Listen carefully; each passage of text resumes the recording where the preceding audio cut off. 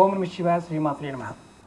చాలామంది మిత్రులు 2025 సంవత్సరం ఎలా ఉంటుంది గురువుగారు, ఎటువంటి ఇబ్బందులు ఉంటాయి గురువుగారు, అప్పులు పాలైపోయాం గురువుగారు, అప్పులు తీర్చే మార్గం తెలియటం లేదు చాలామంది అడుగుతూ ఉన్నారు. మీరు ఎవరైనా సరే ఈ 2025 సంవత్సరానికి ఆంజనేయ స్వామిని ఆరాధించాలి. దాంతోపాటు ఆంజనేయ స్వామికి ఒక దీక్షగా 45 రోజుల పాటు మీరు రెగ్యులర్గా స్వామివారికి మల్లి నూనెతో దీపం వెలిగించండి. అలాగే ఎర్రటి వస్త్రం ధరించండి. అలా ఎర్రటి ఆసనం ద్వారా చేతిలోకి నీళ్లు తీసుకొని స్వామివారికి మీరు నీళ్ళని అర్పించండి. మీ సంకల్పం అప్పులు తీరిపోవాలి, అప్పులన్నీ నీవే స్వామి, నా అప్పులు తీర్చే మార్గం చూపించని కోరుకోండి. అలాగే స్వామివారికి ఒక పాన్ అంటే స్వీట్ పాన్ని ప్రతిరోజు కూడా స్వామివారికి సమర్పించండి.